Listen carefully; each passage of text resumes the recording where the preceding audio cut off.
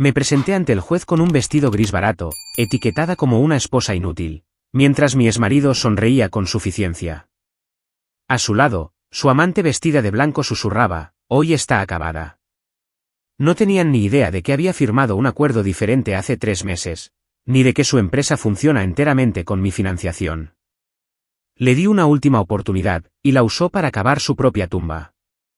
Entonces las puertas del tribunal se abrieron de golpe, y todo cambió. Mi nombre es Adeline Flores, y en el vacío estéril e iluminado con luz fluorescente de la sala 4B, actualmente estaba siendo retratada como una tragedia. Me senté sola en la mesa de la acusada. La silla vacía a mi lado servía como un testimonio evidente de mi falta de representación legal. Para el observador casual, yo era la viva imagen de la derrota. Llevaba un sencillo vestido gris que había comprado en una liquidación hace 3 años. Mi cabello estaba recogido en un moño severo y práctico, y mis manos estaban cruzadas tranquilamente sobre la mesa de caoba llena de cicatrices. Al otro lado del pasillo, la atmósfera era completamente diferente. Se sentía menos como un procedimiento legal y más como una coronación.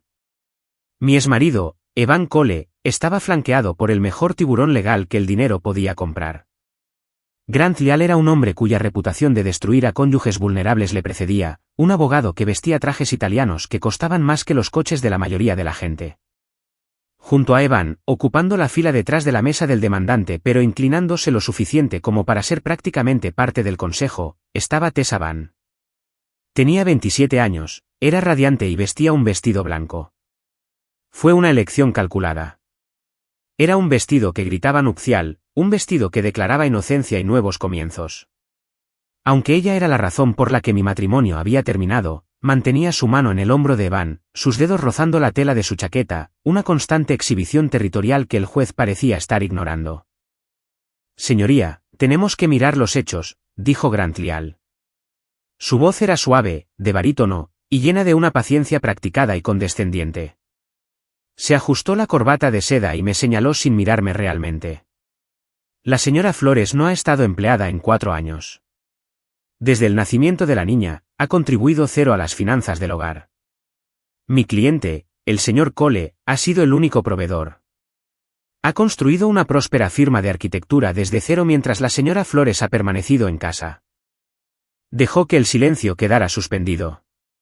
La implicación era pesada y sofocante, perezosa, sanguijuela, inútil. Observé a Evan. Tenía la cabeza inclinada, interpretando a la perfección el papel del proveedor cansado y agobiado. Se veía guapo, exitoso e increíblemente triste. Era una actuación magistral. Estaba vendiendo la narrativa de que me había llevado a cuestas hasta que sus piernas cedieron, y ahora solo quería ser libre. «Ella no tiene ingresos, señoría», dijo Evan suavemente, finalmente mirando al juez.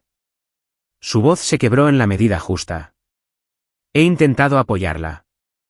Le di todo, pero no puedo continuar financiando un estilo de vida para alguien que se niega a trabajar, especialmente cuando necesito concentrarme en proporcionar un futuro estable para mi hija». Tessa soltó una risita. Fue un sonido corto y agudo, rápidamente sofocado detrás de una mano bien cuidada. Pero en el silencioso tribunal, sonó como un disparo. Se inclinó y le susurró algo al oído a Evan, sus labios rozando su lóbulo. Evan no se apartó. Se recostó en su contacto, obteniendo fuerza de la mujer con la que me había reemplazado. «Señor Leal», dijo el juez Harrison, mirando por encima de sus gafas. Parecía cansado. Había visto 1000 divorcios como este. Y para él, yo era solo otra estadística, otra ama de casa que no había planeado para los malos tiempos. «Exponga su petición claramente». Grant Leal asintió, barajando sus papeles con un aire de absoluta autoridad. «Solicitamos la custodia física y legal completa de la hija menor, Lily Cole, dada la falta de estabilidad financiera de la señora Flores y su incapacidad para proporcionar un entorno de vida adecuado. Creemos que es en el mejor interés de la niña residir permanentemente con su padre». Mi corazón martilleaba contra mis costillas, pero mi rostro permanecía como una máscara de piedra. Venían por Lily. Había esperado que vinieran por el dinero o el apartamento, pero escucharlos exigir la custodia completa causó un dolor físico en mi pecho. «¿Y en cuanto a las visitas?», preguntó el juez. Somos generosos, señoría, dijo Grant Lial, sonriendo finamente. Proponemos visitas supervisadas, 2 fines de semana al mes, 4 horas por visita, a ser monitoreadas por un trabajador social designado por el tribunal. Queremos asegurarnos de que la niña esté a salvo hasta que la señora Flores pueda demostrar que ha estabilizado su vida. Supervisadas.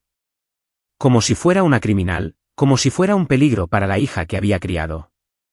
La hija a la que le cantaba para dormir cada noche mientras Evan estaba trabajando hasta tarde, que era su código para cenas con Tessa. ¿Y la manutención? Dado que la señora Flores es una persona sana y capaz de trabajar, proponemos un pago de pensión alimenticia transitoria de $500 al mes por un periodo de 6 meses, dijo Grant. Después de lo cual toda manutención cesará. Creemos que esto la animará a reingresar a la fuerza laboral. $500 en esta ciudad. Eso no cubriría el alquiler de una plaza de aparcamiento, y mucho menos un apartamento adecuado para una niña. Era un insulto. Estaba diseñado para aplastarme, para forzarme a ponerme de rodillas para que tuviera que rogarle a Evan por las migajas. El juez dirigió su mirada hacia mí. Por primera vez, sentí el peso de la sala enfocarse completamente en mi figura solitaria. Señora Flores, dijo el juez, su voz desprovista de simpatía. Usted no tiene abogado. ¿Entiende los términos propuestos por el equipo legal del señor Cole? Argumentan que usted está en la indigencia financiera y, por lo tanto, no es apta para ser la tutora principal. Miré al juez. Luego miré la mesa frente a mí. Había un bolígrafo allí. Un bolígrafo negro barato. Entiendo, señoría, dije. Mi voz era tranquila, pero no temblaba. ¿Tiene una contrapropuesta o evidencia de ingresos?, preguntó el juez. Negué con la cabeza lentamente. No he traído nóminas hoy, señoría. Grant Lial dejó escapar un breve y despectivo suspiro, un ruido que decía, se lo dije. Evan me miró entonces. Sus ojos estaban llenos de una mezcla tóxica de lástima y triunfo. Pensaba que había ganado. Miró mi vestido barato, mi falta de joyas, mi estado solitario, y vio a una mujer que había descartado con éxito. Vio el pasado. No tenía ni idea de que estaba mirando directamente al cañón de su propia destrucción. Entonces, a menos que tenga objeciones que estén legalmente fundamentadas, dijo el juez, mirando su reloj, me inclino a firmar el acuerdo preliminar redactado por el señor Lial para asegurar la estabilidad inmediata de la niña. ¿Está de acuerdo con los términos, señora Flores? Grant Lial deslizó un documento a través del pasillo. Viajó sobre el suelo de madera pulida como una declaración de guerra. Ni siquiera se levantó para dármelo. Simplemente lo empujó hasta que estuvo a mi alcance. Fírmalo, Adeline, dijo Evan a través del espacio. No hagas esto más difícil de lo que tiene que ser. Hazlo por Lily. Sabes que no puedes permitirte luchar contra mí. Tessa estaba radiante ahora. Se ajustó el tirante blanco de su vestido, sentándose más erguida. Ya se estaba imaginando su vida en mi casa con mi hija, gastando el dinero que pensaba que Evan había ganado. Cogí el bolígrafo. El plástico se sentía frío contra mis dedos. La sala se quedó en silencio. Los dedos de la taquígrafa se cernían sobre sus teclas. Miré el documento. Acuerdo de terminación del matrimonio y custodia. Era una rendición. Era una sentencia de muerte para la vida que había construido. Pero mientras sostenía el bolígrafo, no sentí miedo. Sentí una claridad fría y cristalina. Pensé en la reunión en la que estuve hace 3 meses. Pensé en los contadores forenses que habían rastreado cada céntimo que Evan había gastado en Tessa. Pensé en las escrituras de propiedad que actualmente estaban en una caja de seguridad, escrituras que demostraban que el ático en el que Evan y Tessa vivían actualmente no le pertenecía en absoluto. Pertenecía a una sociedad instrumental, y esa sociedad instrumental pertenecía a un fideicomiso, y ese fideicomiso me pertenecía a mí. Pensé en la firma de arquitectura de la que Evan estaba tan orgulloso. Él pensaba que su genio había atraído esos enormes contratos multimillonarios de promotores extranjeros. Nunca se había preguntado por qué esos misteriosos inversores confiaban en un arquitecto de poca monta con un capital tan masivo. Nunca preguntó por qué su ego no se lo permitía. No sabía que yo era la inversora. Yo era la cliente.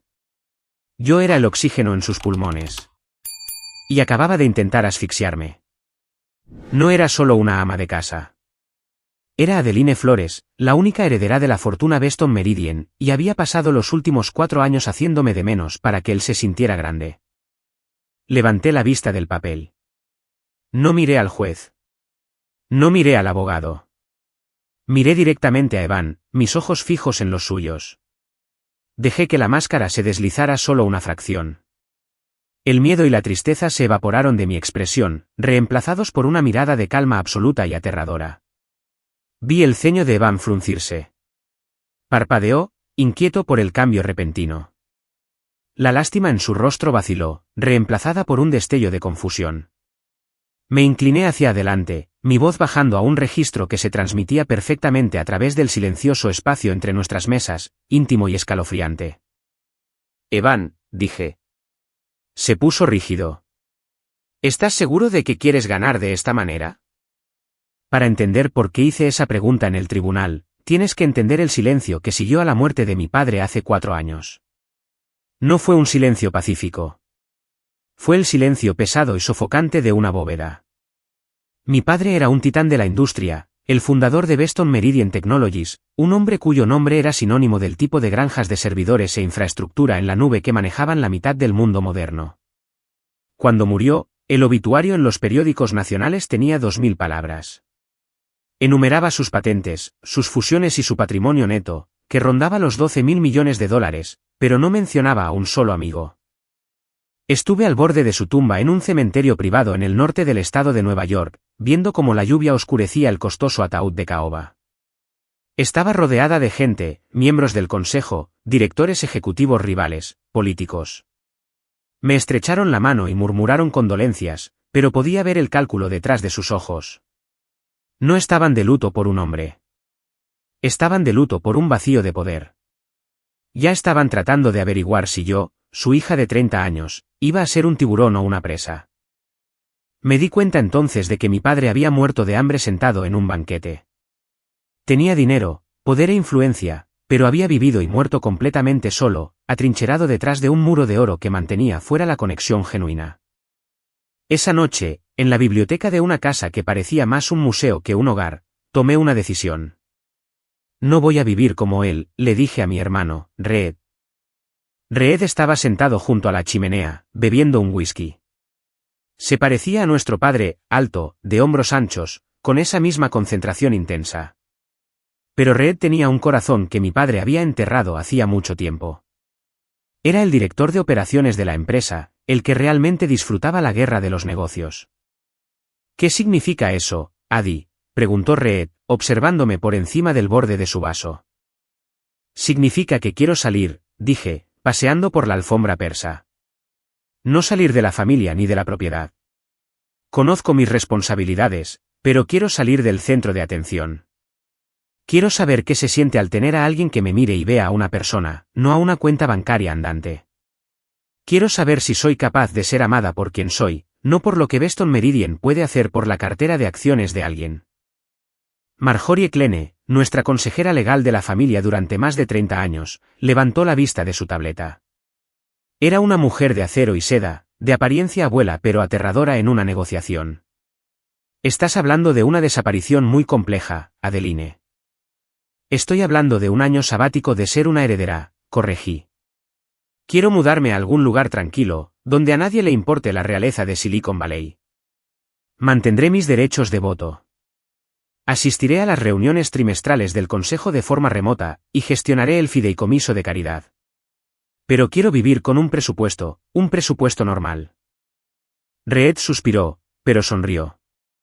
Siempre fuiste la romántica. ¿A dónde irás? Charlotte, dije. Está creciendo, es verde, y está lo suficientemente lejos de aquí. 2 semanas después, Adeline Weston se convirtió simplemente en Adeline Flores. Usé el apellido de soltera de mi madre. Alquilé un apartamento de una habitación en un edificio de ladrillo convertido en un barrio que era moderno, pero no exclusivo. Costaba $1.600 al mes. Tenía tablas del suelo que crujían, un radiador que hacía ruido a las 3 de la mañana, y una vista a un callejón trasero donde vivía un gato callejero llamado Barnaby. Me encantaba. Me encantaba el anonimato. Por primera vez en mi vida, fui al supermercado y empujé mi propio carrito. Hice cola y usé cupones. Aprendí el ritmo de una vida que no estaba aislada por el personal. Aprendí que la leche caducaba más rápido de lo que pensaba, y que hacer tu propia colada era extrañamente meditativo. Había una textura cruda y arenosa en esta vida que se sentía real. Y entonces, a los 3 meses de mi experimento, conocí a Evan.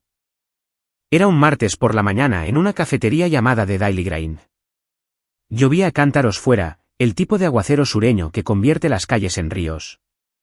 Había entrado para tomar un café con leche y revisar algunas carteras de inversión en mi portátil, cuidadosamente equipado con un protector de pantalla de privacidad. La cafetería estaba abarrotada. Me di la vuelta, sosteniendo mi taza humeante, y choqué directamente contra un pecho duro. El café se derramó por el borde, salpicando un impecable tubo de planos blancos sostenido por el hombre frente a mí. «Oh, Dios mío», jadeé, cogiendo servilletas. «Lo siento muchísimo. No te vi». «Está bien», dijo una voz. Era cálida, divertida y carecía de cualquier rastro de molestia. «Los planos están dentro del tubo. A menos que tu café pueda derretir el plástico, los edificios están a salvo». Levanté la vista. Evan Cole estaba allí, limpiándose unas gotas de café con leche de la chaqueta. Tenía el pelo rubio arenoso que le caía sobre los ojos y una sonrisa que parecía invitarte a compartir un secreto. Tenía 29 años entonces, un arquitecto con una pequeña firma y grandes sueños. Terminamos compartiendo una pequeña y tambaleante mesa cerca de la ventana porque no había otros asientos. Me habló de los planos. «Es un centro comunitario», dijo Evan, desenrollando el borde del papel lo suficiente como para que viera las líneas limpias y elegantes. «Nada masivo, pero ligero. Quiero que esté lleno de luz. Sabes, la mayoría de las viviendas asequibles y los proyectos comunitarios se construyen como búnkeres. Le dicen a la gente de dentro que son problemas a gestionar. Quiero construir espacios que le digan a la gente que son respetados». Mi pecho se oprimió. Era una filosofía tan específica y reflexiva. En mi mundo, los promotores hablaban del precio por metro cuadrado y las tasas de rendimiento. Evan hablaba de dignidad. «Eso es hermoso», dije. Y lo decía en serio. Él me miró entonces. Realmente me miró. No escaneó mi muñeca en busca de un reloj de lujo. Llevaba un rastreador de actividad física barato. No comprobó la etiqueta de mi bolso. Era de lona. Miró a mis ojos, luego a mi boca, y luego de nuevo a mis ojos. «Soy Evan», dijo, extendiendo una mano. «Adeline», respondí, tomándola. Su agarre era firme, su piel áspera por las visitas a las obras. «Así que, Adeline», dijo, reclinándose e ignorando su café que se enfriaba. «¿A qué te dedicas? Has estado tecleando en ese portátil como si estuvieras hackeando el Pentágono». El momento de la verdad. Esta era la prueba para la que me había preparado. «Trabajo de forma independiente», dije sin problemas. Era la historia de portada que había ensayado con Marjorie. Hago análisis de datos y consultoría independiente para algunas empresas del norte. Son cosas aburridas, sobre todo hojas de cálculo, pero paga las facturas y me permite trabajar desde cualquier lugar. No era mentira. Hacía análisis. Analizaba las tendencias del mercado para un fideicomiso multimillonario. Consultaba para mi propio consejo de administración. Simplemente omití la escala.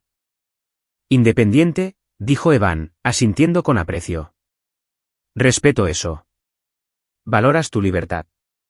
Yo soy igual. Podría haber ido a trabajar para una de las grandes firmas, diseñar aparcamientos para el resto de mi vida, pero quería construir algo que fuera mío». Hablamos durante 2 horas. Hablamos hasta que dejó de llover y los baristas empezaron a mirarnos mal. Volví a casa ese día sintiendo una ligereza que nunca había conocido. Por primera vez, un hombre estaba interesado en mí porque le escuchaba. Porque me reía de sus chistes, porque le gustaba cómo la luz me daba en la cara. No sabía que podía comprar toda la manzana en la que se encontraba su oficina. Se enamoró de Adeline, la trabajadora independiente. Adeline, la chica a la que le gustaba la comida tailandesa picante y las malas películas de ciencia ficción. Y yo me enamoré de la forma en que él veía el mundo. Pensé que había encontrado la cosa más rara del mundo, un compañero que quería construir una vida, no adquirir un estilo de vida. Miré a Evan y vi a un constructor, un creador, un hombre de integridad. No sabía entonces que los arquitectos también son muy buenos construyendo fachadas. No sabía que el hambre que vi en sus ojos no era solo ambición por su arte, sino una necesidad profunda y voraz de estatus que mi amor por sí solo nunca podría llenar. Pero en aquel entonces, sentada en esa cafetería con el olor a granos tostados y abrigos mojados en el aire, era feliz. Yo era solo una chica con un suéter gris, y él era solo un chico con un plano. Y realmente creí que eso era suficiente. Nuestra boda costó menos de $200. Estuvimos en el pasillo iluminado con luz fluorescente del ayuntamiento, tomados de la mano mientras un empleado aburrido leía los votos de una tarjeta plastificada. Llevaba un vestido de verano color crema que había comprado por internet, y Evan llevaba el único traje bueno que tenía, un traje gris carbón que le quedaba un poco apretado en los hombros. No había invitados, ni fotógrafos, y absolutamente ninguna nota de prensa. Era la antítesis de todo lo que mi padre había representado. Cuando el empleado nos declaró marido y mujer, no sentí el peso de una dinastía sobre mis hombros. Me sentí más ligera que el aire. Celebramos con hamburguesas en un restaurante de la calle, compartiendo una cesta de patatas fritas y riendo hasta que nos dolieron los costados. Fue perfecto porque era nuestro. Nos mudamos a un apartamento de 2 habitaciones en una fábrica textil reformada en el centro. Tenía techos altos, ladrillo visto y enormes ventanas industriales que dejaban entrar la luz de la mañana. Evan estaba increíblemente orgulloso de haberlo encontrado. Me dijo que había negociado ferozmente con el agente de alquiler para bajar el alquiler a $2.200 al mes, una ganga por los metros cuadrados. Somos una pareja joven que acaba de empezar, había dicho Evan, radiante mientras cargaba nuestras cajas. Lo encanté, Adeline. Realmente creo que tengo un don para este lado de los negocios. Lo besé y le dije que era brillante. No le dije que había comprado todo el edificio 6 semanas antes a través de una sociedad instrumental llamada Blue High Real Estate. No le dije que el agente de alquiler tenía instrucciones estrictas de Marjorie Klene de darle a Evan Cole cualquier unidad que quisiera al precio que pidiera. Cada mes, Evan pagaba su parte del alquiler con sus borradores de arquitectura, hinchándose de orgullo por proporcionar un hogar para nosotros. Y cada mes, ese dinero simplemente volvía a un fondo fiduciario que había establecido para nuestros futuros hijos. Entonces llegó Lily. Si pensaba que entendía el amor con Evan, no estaba preparada para el maremoto que me golpeó cuando sostuve a mi hija. Tenía la nariz de Evan y mis ojos oscuros. Su nacimiento cimentó la ilusión que estaba creando. Ya no era Adeline Beston, la heredera escondida a plena vista. Era solo mamá. Mis días cayeron en un ritmo de felicidad doméstica que guardaba ferozmente. Me convertí en una figura habitual en el parque local. Empujé a Lily en los columpios durante horas, escuchando su risa, respirando el aroma de su champú para bebés. Íbamos a la biblioteca pública todos los miércoles a la hora del cuento, sentados con las piernas cruzadas en la alfombra mientras la bibliotecaria leía sobre orugas hambrientas y osos pardos. La llevé a clases de arte donde pintábamos con los dedos desastres desordenados y vibrantes que pegábamos en el frigorífico. No había niñeras. No había amas de casa. Yo quería hacer el trabajo. Quería el agotamiento. Quería saber que cuando Lily sonreía, era por mí, no por una empleada pagada. Estuve presente en cada primer paso, cada primera palabra, cada rodilla raspada. Para el mundo exterior, y para Evan, yo era una madre devota, quizás ligeramente sobreeducada, que se quedaba en casa. Pero las noches eran diferentes. La dualidad de mi vida existía en el silencio de las 2 de la madrugada. Una vez que Evan estaba dormido, respirando profundamente a mi lado, y Lily estaba acomodada en su cuna, me deslizaba fuera de la cama. Iba al pequeño cuarto de la lavadora, el único lugar en el apartamento con cerradura en la puerta, y abría mi portátil. No estaba navegando por las redes sociales. Estaba dirigiendo un imperio. Usaba un servidor seguro y encriptado para conectarme con Reed y Marjorie. Mientras estaba sentada en el suelo de baldosas junto a la secadora con un pijama demasiado grande, revisaba los informes de ganancias trimestrales de Western Meridian. Aprobé la adquisición de una empresa de semiconductores en Taiwán por $140 millones. Veté una fusión que habría diluido el valor de nuestras acciones en un 3%. Leía informes legales de cientos de páginas, mi mente cambiando de marchas de canciones de cuna a litigios corporativos al instante. Estaba agotada, sí, pero estaba aterrorizada de que si paraba, la empresa flaquearía, o peor, mi secreto se descubriría. Necesitaba que la empresa se mantuviera fuerte para poder entregarle a Lily un legado, no una carga. Pero más que eso, lo ocultaba porque quería que Evan se sintiera como el hombre de la casa. Sabía lo frágil que podía ser el ego masculino, especialmente para un hombre creativo como Evan que medía su valía por lo que podía construir. Y él estaba luchando. El mundo de la arquitectura es brutal. Durante los 2 primeros años de nuestro matrimonio, Evan se las arregló a duras penas. Hizo reformas de cocinas y pequeñas ampliaciones de garajes. Tenía talento, un talento verdadero, pero le faltaban las conexiones para entrar en el sector comercial donde residía el verdadero prestigio.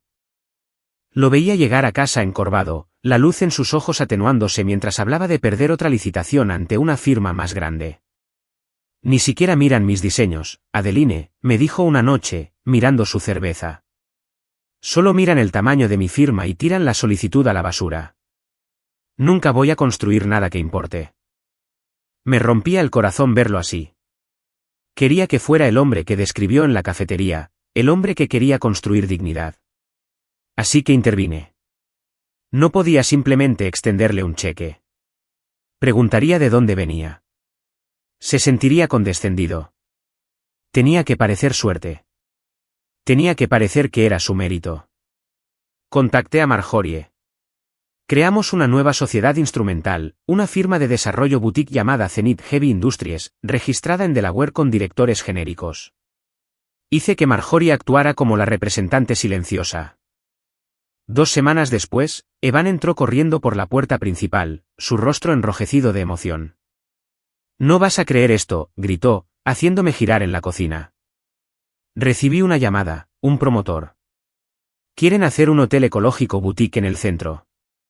Vieron mi portafolio en línea, una publicación de blog al azar sobre ese centro comunitario que diseñé en la universidad, y me quieren a mí. Quieren mi visión. Evan, eso es increíble, grité, abrazándolo fuerte. Te dije que sucedería. Te dije que eras lo suficientemente bueno. Es un contrato enorme, dijo, con la voz temblorosa. Solo el anticipo es de $50.000. Esto lo cambia todo. Finalmente puedo contratar a un dibujante junior. Puedo conseguir un espacio de oficina de verdad. Sonreí en su hombro, cerrando los ojos. No le dije que había aprobado el proyecto específicamente para él. No le dije que el presupuesto para el hotel provenía enteramente de mi fondo de liquidez privado. No le dije que había instruido a los promotores a alabar su estilo de diseño específico para que nunca sospechara que era caridad. Durante los 2 años siguientes, hice esto 3 veces más. Le di a su carrera el oxígeno que necesitaba para encenderse. Lo vi crecer más alto. Caminaba con un nuevo pavoneo. Compró mejores trajes. Empezó a hablar de sus clientes y su visión con una confianza que rozaba la arrogancia. Pero lo perdoné porque era feliz. Éramos un equipo, me dije a mí misma. Yo proporcionaba la base invisible, y él construía la estructura visible.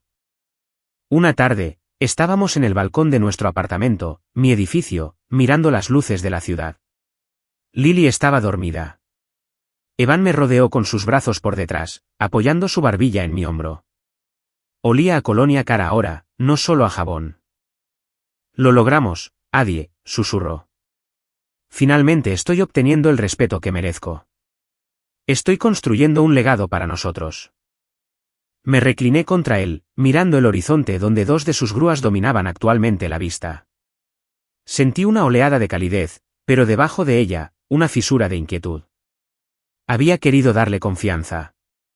Había querido ayudarlo a mantenerse en pie. Sí, dije suavemente. Tú lo construiste. Justifiqué el engaño con una simple definición de amor. Pensé que el amor consistía en eliminar obstáculos. Pensé que el amor era asegurar que la persona que te importaba nunca tuviera que sentirse pequeña. No me di cuenta entonces de que al pavimentarle el camino, nunca le había dejado aprender a caminar sobre terreno difícil. No me di cuenta de que un hombre que se cree un dios porque nunca ha enfrentado un verdadero obstáculo es algo peligroso. Miré su reflejo en la puerta de cristal. Se veía poderoso.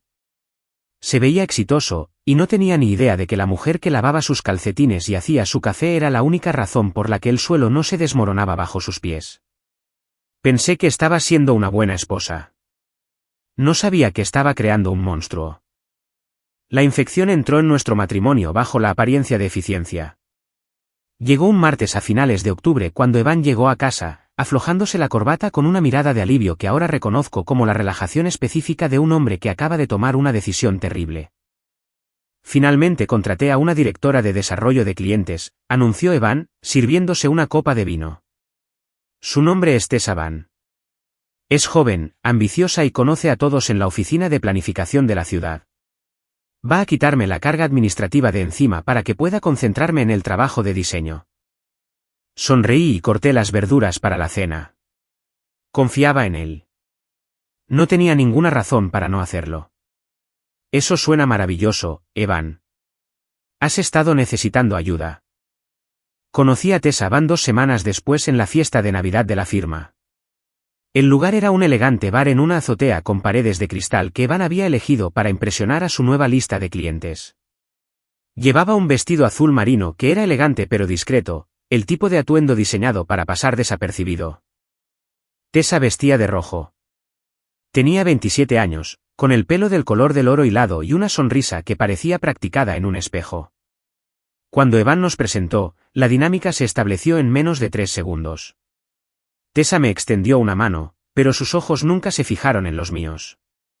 Miró mi barbilla, luego mi oreja, y luego inmediatamente dirigió su mirada de nuevo a Evan.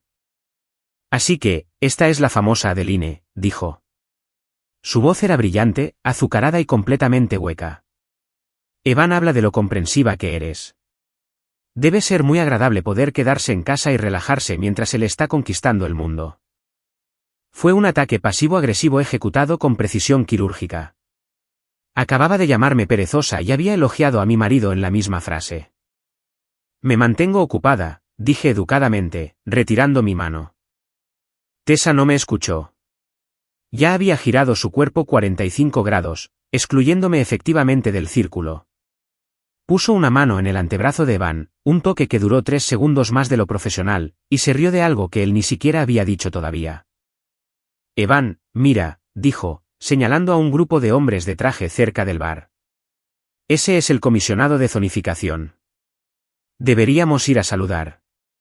Le encanta tu trabajo. ¿Cierto?, dijo Evan. Me miró, un destello de disculpa en sus ojos, pero fue débil. Tengo que trabajar la sala, Adie. Tómate una copa. Vuelvo enseguida. Me quedé junto a la mesa del buffet bebiendo agua con gas, y los observé. Observé la forma en que Tessa se inclinaba en su espacio personal.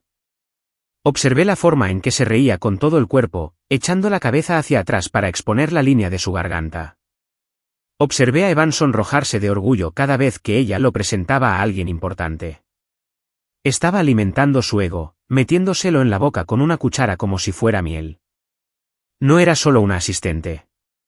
Era un espejo, mostrándole una versión de sí mismo que era poderosa, deseable y sin la carga de una esposa con un vestido azul marino. Esa noche fue el comienzo de la temporada alta. Empezó lentamente. Un mensaje de texto a las 5:30 diciendo que estaría en casa a las 7.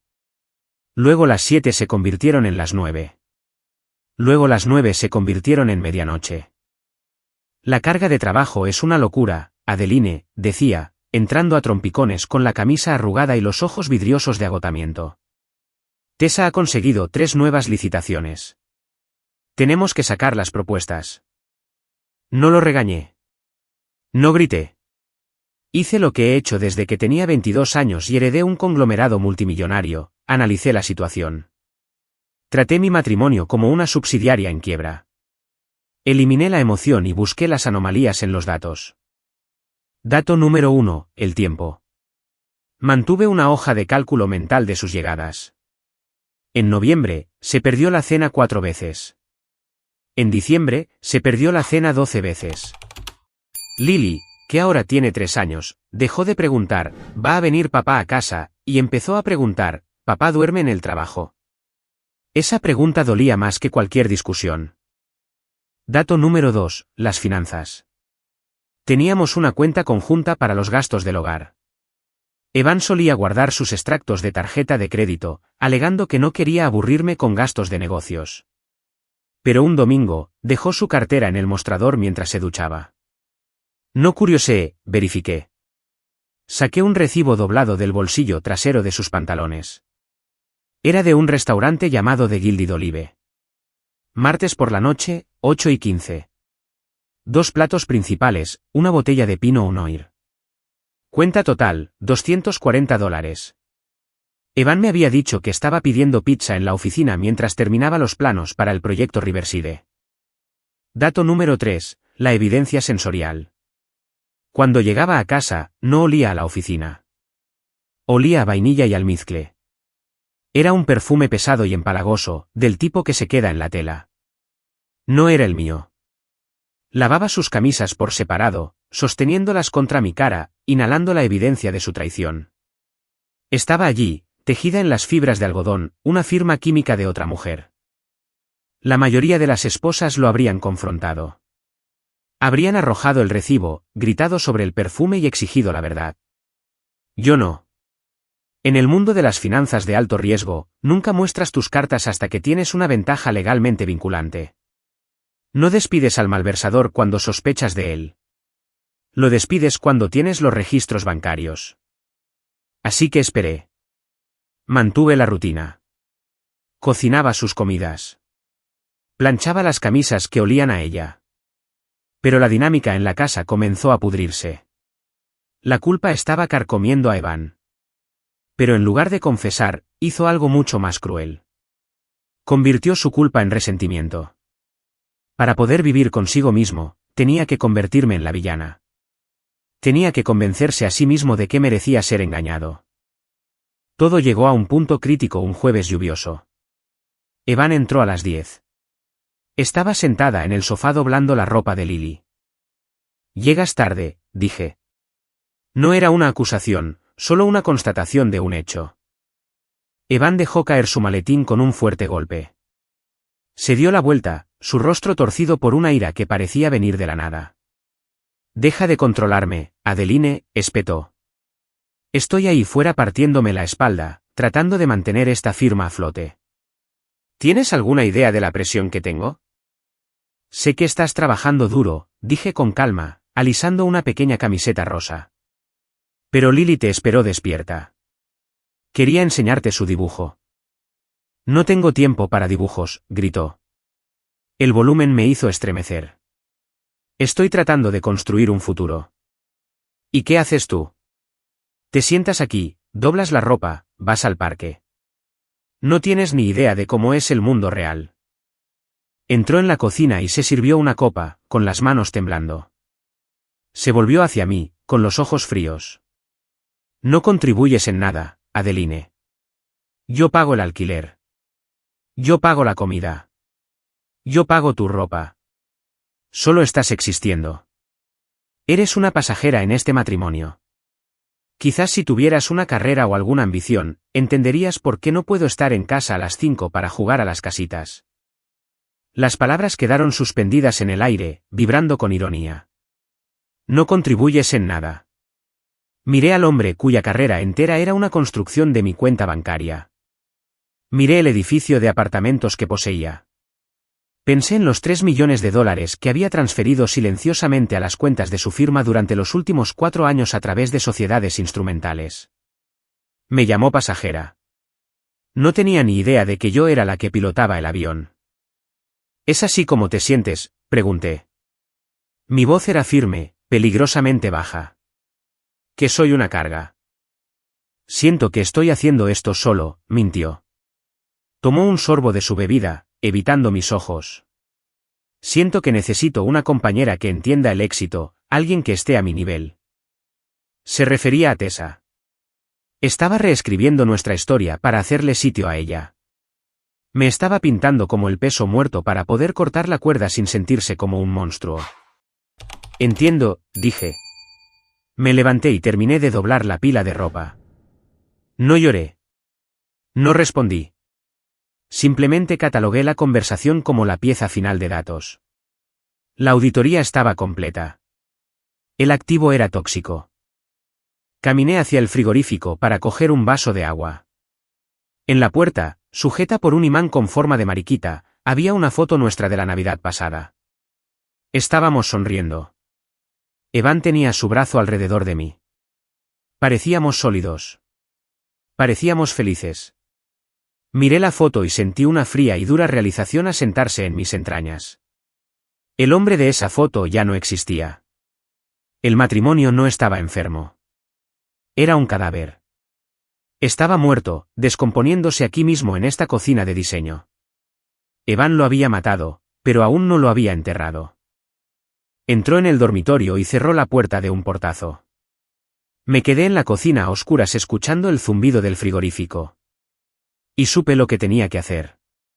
Quería una compañera que entendiera el éxito. Quería saber cómo era el mundo real. Se lo mostraría. Pero primero, necesitaba asegurar la evidencia que garantizaría que cuando enterrara este matrimonio, él nunca pudiera salir cavando. El reloj digital de la mesita de noche marcaba las 3:14 de la madrugada cuando decidí terminar mi matrimonio. Evan dormía a mi lado. Estaba acostado boca arriba, con la boca ligeramente abierta, emitiendo un suave y rítmico ronquido. El olor a whisky rancio y ese empalagoso perfume de vainilla flotaba en el aire sobre la cama, una nube tóxica que lo había seguido a casa desde su reunión de estrategia nocturna. Me senté. No me moví con la energía frenética de una esposa celosa. Me moví con la precisión de una contable forense realizando una redada al amanecer. Su teléfono estaba en la mesita de noche, conectado al cargador. La pantalla estaba oscura. Me estiré y desconecté el cable. El teléfono se iluminó. Había cambiado su contraseña hace 2 semanas, creyéndose muy listo. Había usado los últimos 4 dígitos de su número de seguridad social. Era el tipo de brecha de seguridad perezosa que lo habría hecho despedir de Weston Meridian en un instante. Tecleé los 4 números. El dispositivo se desbloqueó. No fui a sus fotos. No fui a su registro de llamadas. Fui directamente a la aplicación de mensajería encriptada que le había visto instalar hace un mes. Pensaba que la aplicación era segura. No sabía que la encriptación solo funciona si mantienes tu teléfono fuera de las manos de la persona a la que estás traicionando. La conversación con Tessa Van estaba en la parte superior. Empecé a desplazarme. No leí las notas de amor. No leí las descripciones gráficas de lo que habían hecho en su oficina o en la parte trasera de su coche. Esas eran heridas emocionales, y no estaba allí por los sentimientos. Estaba allí por la intención. La encontré, fechada 3 días antes. Tessa, Evan, no puedo más. Volver a casa con ella es como entrar en un funeral. Es tan aburrida. No tiene chispa. Evan, Tessa, entonces déjala. Hablamos de esto. Tessa, lo haré, pero necesito resolver lo del dinero. ¿Y Lily? No voy a dejar a mi hija con ella. Adeline la convertirá en una ratoncita aburrida como ella. Mi mano se apretó alrededor del teléfono. Me obligué a respirar. Me desplacé hacia abajo. Evan, tú eres el que gana el dinero, Evan. Tienes la firma. Tienes el estatus. El tribunal lo verá. ¿Qué tiene ella? Tessa, nada. Es solo una ama de casa. No tiene el estómago para una pelea. Probablemente solo llorará y firmará lo que le ponga delante. Evan, exactamente. El tribunal siempre se pone del lado del dinero. Conseguiremos la custodia completa. Solo necesitamos pintarla como incompetente, inestable. Quizás decir que está deprimida. Tessa, últimamente está bastante retraída. Puedo usar eso. Dejé de desplazarme. El frío en mi pecho se extendió a mis extremidades. No solo estaban planeando una vida juntos. Estaban planeando una demolición. Estaban elaborando estrategias activamente sobre cómo manipularme psicológicamente, etiquetarme como mentalmente inestable y robar a mi hija porque creían que era pobre. Estaban usando como arma el mismo silencio que yo había usado para proteger el ego de Evan. No tiré el teléfono contra la pared. No lo desperté a gritos. Cogí mi propio teléfono. Abrí la aplicación de la cámara. Empecé a fotografiar cada uno de los mensajes. Tomé imágenes claras y de alta resolución de las marcas de tiempo, los nombres y el contenido.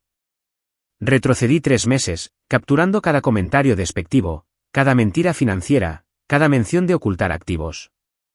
Una vez que tuve las fotos, abrí mi aplicación de almacenamiento seguro en la nube, la que está conectada a los servidores encriptados de las oficinas legales de Clene. Subí la carpeta entera. Esperé a que la marca de verificación azul indicara que la carga estaba completa. Luego verifiqué la copia de seguridad en un servidor secundario en Zúrich. Solo cuando los datos estaban guardados por triplicado cerré las aplicaciones en el teléfono de Evan. Limpié la pantalla con el borde de la sábana para quitar mis huellas dactilares. Lo volví a conectar al cargador exactamente como estaba. Me volví a acostar. Miré al techo durante 3 horas hasta que salió el sol. No dormí. Estaba ocupada elaborando la estrategia de terminación en mi cabeza. A las 7, sonó la alarma de Evan. Gimió, dándose la vuelta y pulsando el botón de repetición. Evan, dije. Mi voz era normal. Era la voz de la mujer que le hacía el café. Parpadeó, frotándose la cara. ¿Ya son las 7? Tenemos que hablar. Suspiró, un sonido pesado y dramático. Adeline, tengo una visita a la obra a las 8. ¿Puede esperar esto? Realmente no tengo energía para una cumbre doméstica ahora mismo. No puede esperar, dije. Estaba sentada en el sillón de la esquina de la habitación, completamente vestida. Llevaba 1 hora observándolo dormir. Evan se sentó, sintiendo el cambio en la atmósfera. Me miró, perplejo por mi quietud. ¿Qué pasa? Se lo de Tessa, dije. El silencio que siguió fue absoluto. Evan se congeló. Sus ojos se dirigieron a su teléfono, luego de nuevo a mí. Por un segundo, vi pánico, pero casi instantáneamente, fue reemplazado por otra cosa, arrogancia. No lo negó. No se disculpó. De hecho, se relajó, sus hombros cayendo como si se le hubiera quitado un peso de encima. Bueno, dijo, pasándose una mano por el pelo. Supongo que eso me ahorra el problema de mencionarlo. Salió de la cama y empezó a caminar hacia el baño. Ni siquiera me miró. ¿Eso es todo?, pregunté. ¿Esa es tu reacción? Se detuvo en la puerta y se dio la vuelta. La expresión de su rostro era de pura condescendencia. ¿Qué quieres que diga, Adeline? ¿Lo siento? No lo siento. Se acabó hace mucho tiempo. Tessa, ella me entiende. Entiende la presión que tengo. Tú y yo, simplemente estamos en mundos diferentes. Lo estamos, acepté. Pero tenemos una hija y tenemos una licencia de matrimonio. La cual disolveremos, dijo Evan con desdén. Mira, seré generoso. Te daré suficiente para que te instales en un apartamento pequeño, pero Lily se queda conmigo. No puedes mantenerla. Te estoy dando una oportunidad, Evan, dije. Me levanté. Termina con ella. Hoy. Iremos a terapia. Encontraremos una manera de criar a nuestra hija en paz. Si haces esto, si detienes las mentiras ahora mismo, podemos manejar esto con dignidad. Era una oferta genuina, no para él, sino para Lily. Quería poder decirle a mi hija que lo intenté todo antes de destruir a su padre. Evan se rió. Fue un sonido cruel y ladrante. Dignidad, se burló. Adeline, mírate. Eres patética. Estás ahí de pie con tu ropa de target, pensando que puedes darme ultimátums. No tienes nada. No eres nada sin mí. Cogió su teléfono. ¿A quién llamas?, pregunté. A Tessa, dijo, sosteniendo el teléfono como un arma. Voy a decirle que el secreto ha salido a la luz para que podamos dejar de escondernos. Y luego voy a llamar a mi abogado. Marcó. Lo puso en altavoz, mirándome directamente a los ojos. Hola, la voz de Tessa sonó alegre y despierta. Hola, nena, dijo Evan, sonriéndome con suficiencia. Ella lo sabe. Adeline lo sabe todo. Oh, dijo Tessa. Hubo una pausa y luego una risita. Bueno, ¿hubo una escena? ¿Está llorando? No, dijo Evan, observándome. Está tratando de negociar. Cree que puede hacer exigencias. Qué tierno, dijo Tessa. No te preocupes, Evan. Solo dile que llame a Grant Leal. Tendremos los papeles listos para el mediodía. No puede hacer nada. No tiene el dinero para luchar contra nosotros. Lo sé, dijo Evan. Solo quería que supieras que somos libres. Colgó. Me miró con una sonrisa triunfante. ¿La oíste? Estás acabada, Adeline. Haz una maleta. Te quiero fuera de aquí para el fin de semana. Se dio la vuelta y entró en el baño, cerrando la puerta de un portazo. La ducha se encendió. Me quedé allí un momento, escuchando el agua correr. Sentí una extraña sensación de paz. Había tomado su decisión. Había firmado la renuncia. Saqué mi teléfono del bolsillo. Abrí mis mensajes y encontré el contacto etiquetado como Red W. Escribí 2 palabras, inicia la fase 2. Pulsé enviar. Luego me di la vuelta y salí del dormitorio. No hice una maleta. No lo necesitaba. Era dueña del edificio. Era dueña de los muebles. Era dueña de la camisa que él llevaba puesta. Simplemente no lo sabía todavía. El asalto legal comenzó 48 horas después de que descubrí los mensajes de texto. No llegó en forma de una carta educada o una solicitud de mediación. Llegó como una emboscada. Estaba en la cocina haciendo avena para Lily cuando un notificador judicial golpeó la puerta. Me metió un sobre grueso en la mano y se fue sin decir una palabra. Dentro había una petición de disolución del matrimonio presentada por el bufete de abogados de Grant Leal. Evan se había movido con una velocidad que sugería que había estado planeando esto durante meses. No solo había contratado a un abogado. Había contratado a un experto en demoliciones. Grant Leal era conocido en la ciudad como el tiburón de Charlotte, un hombre especializado en divorcios de alto patrimonio, donde el objetivo no era la equidad, sino la aniquilación total de la parte contraria. Leer la demanda fue como leer una biografía ficticia de un monstruo. Según los documentos, no solo estaba desempleada, estaba voluntariamente ociosa. Se me describía como una carga financiera para el hogar que se negaba a contribuir a la estabilidad económica de la familia. La petición solicitaba la custodia completa para Evan, citando mi falta de vivienda independiente y medios financieros como prueba de que no podía proporcionar un entorno estable para nuestra hija. Esa noche, Evan vino a casa a recoger las cosas que le quedaban. Pero en lugar de irse, se quedó en el centro de la sala de estar, con las manos en las caderas, inspeccionando el espacio como un propietario desahuciando a un ocupa. Necesitas estar fuera para el 1 del mes, dijo. Ni siquiera me miró. Estaba mirando los techos altos, el ladrillo visto, las características del apartamento que tanto amaba. Esta es mi casa, Evan, dije, manteniendo la voz nivelada. Lily vive aquí. El contrato de arrendamiento está a mi nombre, espetó. Lo verifiqué con la compañía de gestión esta mañana. Soy el arrendatario principal. Tú solo eres una ocupante. No voy a seguir pagando el alquiler de un loft de lujo para que te sientes por ahí. Me quedo con el apartamento. Encaja con mi imagen. Necesitas encontrar un lugar más barato. La ironía era tan afilada que casi me hizo sangrar. Estaba de pie en un edificio propiedad de una subsidiaria de Weston Meridian.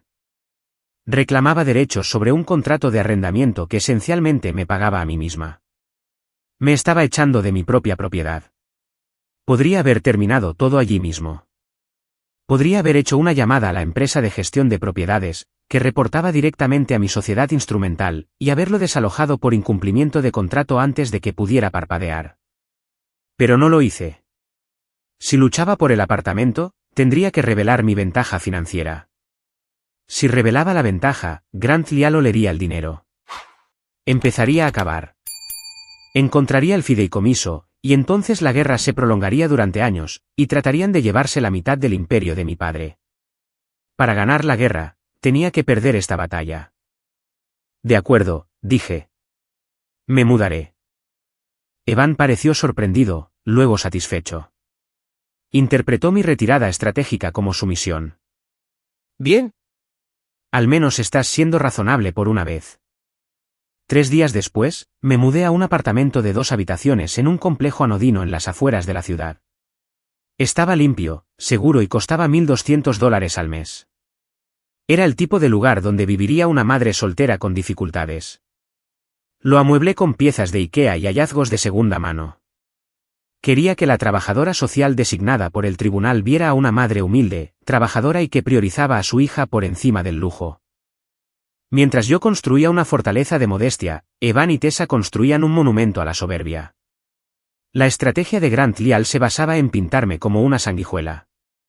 En sus mociones iniciales, afirmó que yo no tenía activos y que buscaba extorsionar a Evan para obtener una pensión alimenticia. Presentó una moción de emergencia para limitar mi acceso a los fondos conjuntos, alegando que podría disipar los activos por despecho. La proyección era asombrosa. Contraté a un investigador privado llamado Silas, un exagente federal que trabajaba exclusivamente para clientes de alto patrimonio que valoraban la discreción por encima de la legalidad. También traje a un equipo de contabilidad forense de Nueva York, haciéndolos volar en un jet privado que aterrizó en un aeródromo secundario para evitar ser detectados. No solo buscamos ingresos, les dije durante una sesión informativa en el estudio insonorizado de una casa segura alquilada. Buscamos un robo. Evan se siente culpable y se siente poderoso.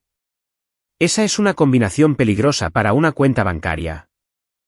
La evidencia comenzó a llegar a cuentagotas, no de contenedores de basura o escuchas telefónicas, sino de Instagram.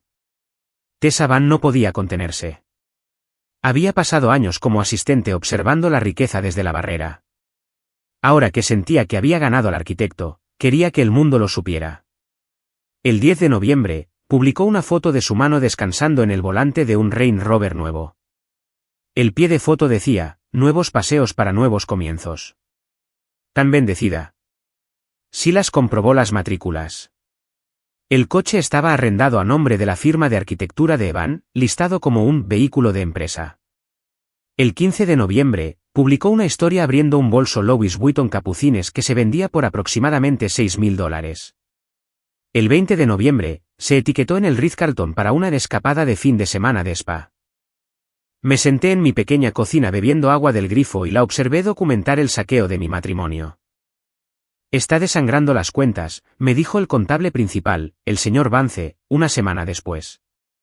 Deslizó un dossier sobre la mesa. Es lo suficientemente inteligente como para no usar su cuenta corriente personal. Está usando las tarjetas de crédito de la firma y listando esto como gastos de negocio. Desarrollo de clientes, marketing, suministros de oficina. Eso es fraude fiscal, señalé. Lo es, asintió Vance. Pero también es disipación de los bienes conyugales. Dado que la firma se constituyó durante su matrimonio, su valoración es técnicamente propiedad conyugal. Al gastar dinero de la empresa en su amante, está gastando su dinero. Pero entonces, Vance pasó la página. Hay algo más.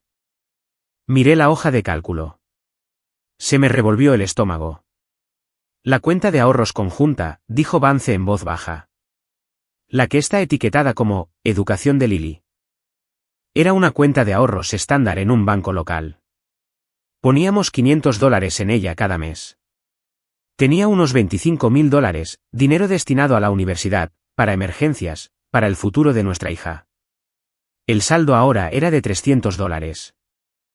¿La vació?, pregunté, mi voz apenas un susurro. Hace 2 días, confirmó Vance. Transferencia a su cuenta personal. Luego una transferencia bancaria a un joyero en el distrito de los diamantes. Cerré los ojos. Imaginé el anillo de diamantes que Tessa inevitablemente llevaría en el tribunal. Se había llevado el dinero que ahorré para la educación de nuestra hija para comprar un anillo de compromiso para la mujer que rompió nuestra familia. Esto ya no era solo adulterio. Era violencia financiera. «¿Presentamos una moción?», preguntó Silas. «Podemos congelarlo ahora mismo». «No», dije, abriendo los ojos. La ira se había ido, reemplazada por una fría y dura resolución. «Dejad que compre el anillo. Dejad que se lo dé a ella. Dejad que lo lleve puesto». «¿Por qué?», preguntó Vance. «Porque», dije, golpeando la hoja de cálculo. «Grant Lial se va a levantar en el tribunal y le va a decir al juez que yo soy la financieramente irresponsable. Me va a llamar una carga, y cuando lo haga, quiero que Tessa esté sentada en la primera fila, llevando la evidencia del perjurio de su cliente en su dedo». Me levanté. «Dejad que gasten cada céntimo. Dejad que piensen que el pozo no tiene fondo. Cuando llegue el momento, no solo recuperaré el dinero. Le quitaré la mano que lo robó. Para ganar una guerra contra un hombre cuyo ego es más grande que su intelecto, no construyes un muro. Cavas un hoyo, lo cubres con hojas y te paras al otro lado pareciendo indefensa». Comencé mi actuación en un concurrido bistró en la Cuarta Calle. Me reuní con Sara, una mujer que conocía de la Asociación de Padres y Maestros local. Sara era amable, pero era un colador. Cualquier cosa que se vertiera en sus oídos se filtraría a toda la comunidad en 24 horas. «Simplemente no sé qué hacer», susurré, mirando mi té de hierbas. «Evan tiene este abogado de alto poder. Está hablando de la custodia completa. Revisé mi saldo bancario esta mañana y tengo quizás $400 a mi nombre». «Sara, ¿conoces a alguien que haga trabajo pro bono? ¿Como ayuda legal para madres indigentes?». Los ojos de Sara se abrieron con horror comprensivo. Extendió la mano sobre la mesa y me apretó la mano. «Oh, Adeline, ¿es tan malo?». Pensé que a la firma le iba bien. «La firma es suya», dije, dejando que una única lágrima calculada se deslizara por mi mejilla. «Yo solo soy la esposa que le quedó pequeña. No puedo luchar contra él, Sara. Creo que tendré que firmar lo que él quiera, para no perder a Lily por completo». Al mediodía del día siguiente, el rumor había llegado a Evan. Supe que era así porque me envió un mensaje de texto que era casi vertiginoso en su brevedad: «Mantengamos las cosas civilizadas. Ten las llaves del apartamento listas para el viernes». Pensó que me estaba quebrando. Pensó que estaba rascando el fondo del barril. En realidad, estaba sentada en una sala de conferencias de un rascacielos en el piso 42 de la sede de Beston Meridian, viendo a mi hermano Reed mostrar un esquema digital del suicidio financiero de Evan. «Se está volviendo codicioso», dijo Reed, señalando la pantalla. «Y es descuidado». Evan había decidido que para ganar la custodia, necesitaba presentar la imagen del proveedor definitivo. El acto de artista sufriente no funcionaría si quería demostrar que podía mantener a una hija mejor que yo. Necesitaba parecer un magnate. Para lograr esto, había tomado el contrato de Zenith Heavy Industries, la sociedad instrumental de mi propiedad, y lo había utilizado como garantía para obtener un préstamo personal de alto interés. Había apalancado un proyecto que podía cancelar con una sola llamada telefónica para pedir prestados $200,000. «¿Qué compró?», pregunté, bebiendo un expreso. «Un coche», dijo Marjorie Klene desde el extremo de la mesa. Lanzó un folleto brillante sobre la superficie de caoba. «Un Porsche Panamera. $110,000. Puso el resto en un nuevo guardarropa y un anticipo para un psicólogo forense para evaluar tu estado mental».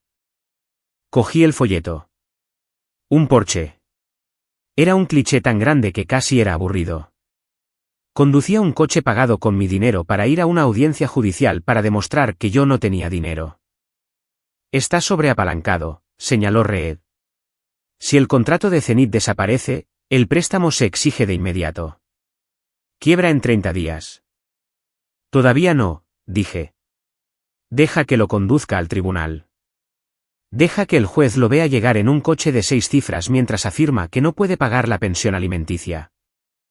Pero el arma real no era el coche. Era la voz.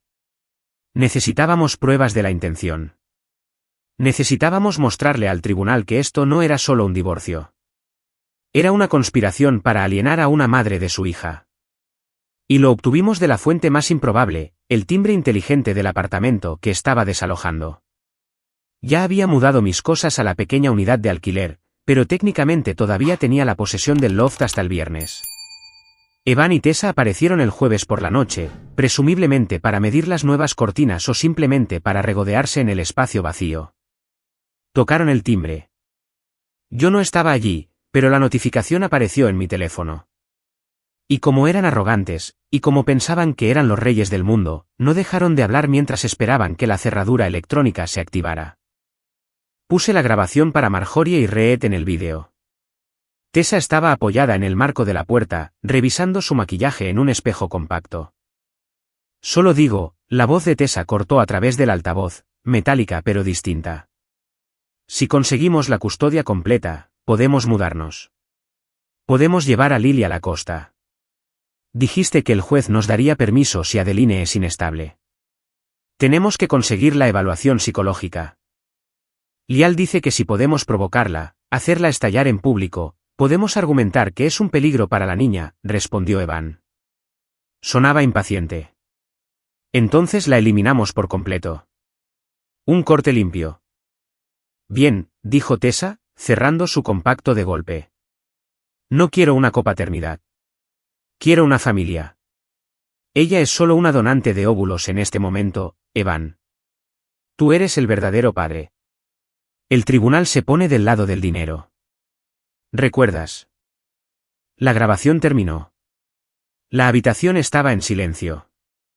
Reed parecía que quería hacer un agujero en la pared.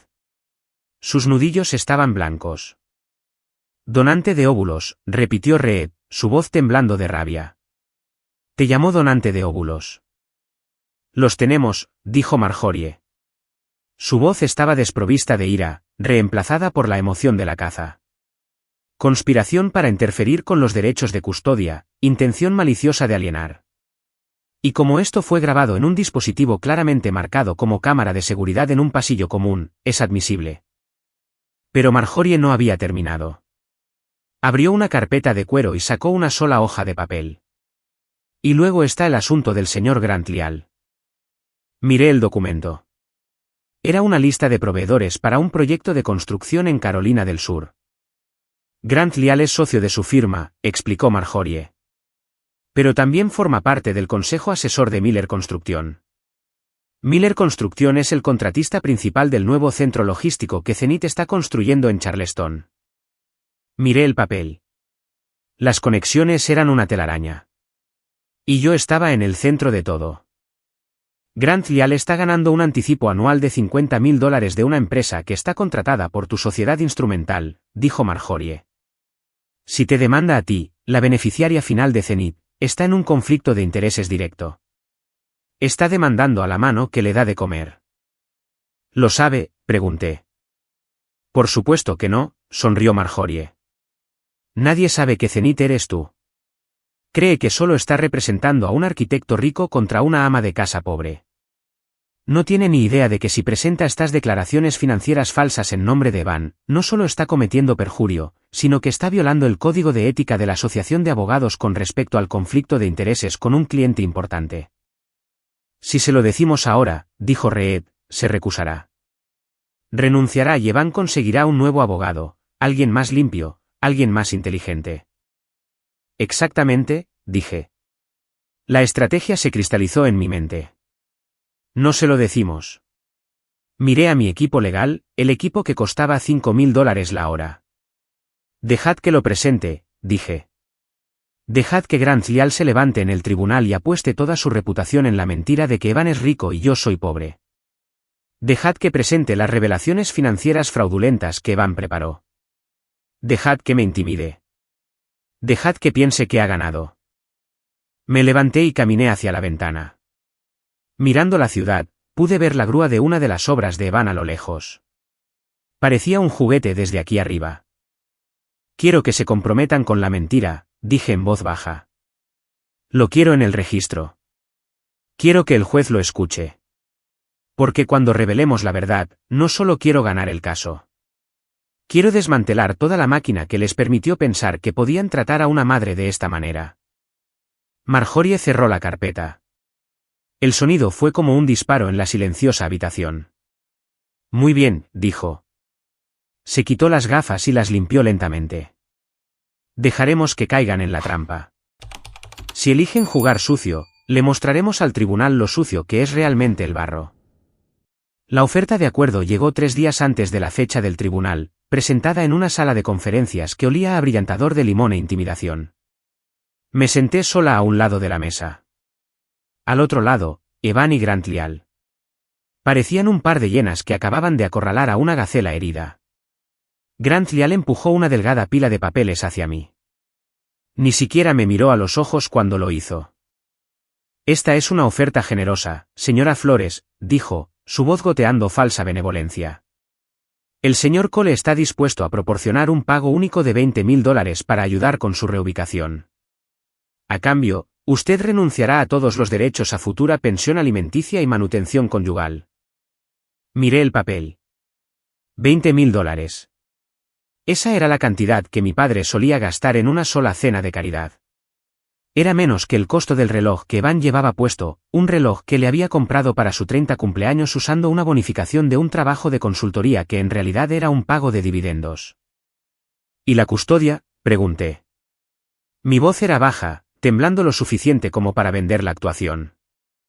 El señor Cole conservará la custodia física principal, dijo Grant con firmeza. Se le concederán visitas en fines de semana alternos, siempre que pueda demostrar una vivienda adecuada. También estamos dispuestos a permitir una cena por semana, sujeta al horario del señor Cole. Miré a Evan. Estaba reclinado en su silla, revisando su teléfono. Ya ni siquiera podía molestarse en fingir tristeza. Parecía aburrido. Parecía un hombre que ya había ganado y solo esperaba que el papeleo se pusiera al día con su victoria. Por dentro, un fuego ardía. La idea de que solo vería a mi hija, la niña que había amamantado, mecido y criado, en fines de semana alternos era suficiente para hacerme querer volcar la pesada mesa de roble. Pero no lo hice. Obligué a la parte de directora ejecutiva de mi cerebro a tomar el control. Miré la oferta no como una madre, sino como un tiburón mirando una mala hoja de términos. Era insultante. Era depredadora. Y era perfecta. Necesito tiempo para leer esto, dije, manteniendo la cabeza baja. Tiene hasta la audiencia, dijo Grant, cerrando su maletín de golpe. Si no firma para entonces, retiraremos la oferta y le reclamaremos todos los honorarios legales. Y señora Flores, realmente no quiere ir a juicio contra nosotros. Me levanté y salí sin decir otra palabra. Necesitaba que pensaran que me estaba quebrando. Necesitaba que pensaran que el silencio era miedo, no la calma antes del bombardeo de artillería. Caminé hacia el aparcamiento, mis tacones haciendo clic en el hormigón. Estaba buscando mis llaves cuando una sombra cayó sobre mí. «¿Pareces cansada, Adeline?» Era Tessa. Estaba apoyada en un pilar de hormigón, con los brazos cruzados sobre el pecho. Llevaba una gabardina beige y tacones de aguja que parecían poco prácticos para caminar, pero perfectos para posar. Abrí la puerta de mi coche, ignorándola. «Te va a aplastar, ¿sabes?», dijo, apartándose del pilar y acercándose. Su voz resonó en el garaje vacío.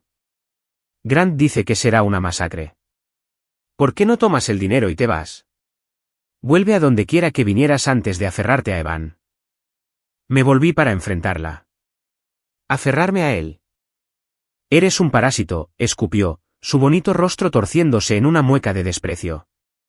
«Has estado aprovechándote de él durante años, viviendo en su apartamento, gastando su dinero.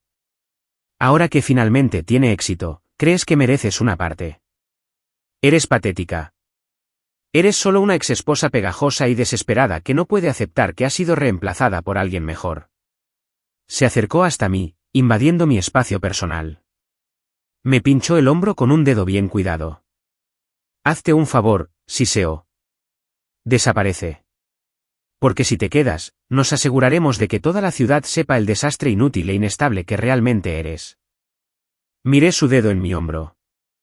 Luego miré al techo, específicamente a la cúpula negra de una cámara de seguridad de 360 grados montada directamente sobre la plaza de aparcamiento B4. ¿Has terminado?, pregunté con calma. Tessa se rió, un sonido áspero. Apenas estoy empezando. Se dio la vuelta y se pavoneó, sus tacones resonando como disparos. Entré en mi coche y cerré las puertas. No lloré.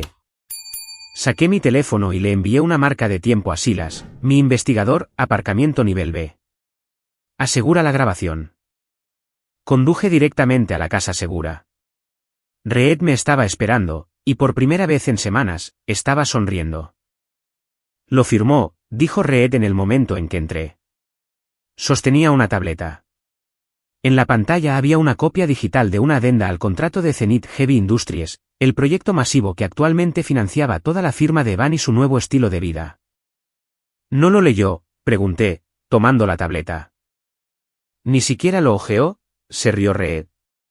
Hice que el gerente del proyecto se lo enviara, marcado como actualización de cumplimiento administrativo.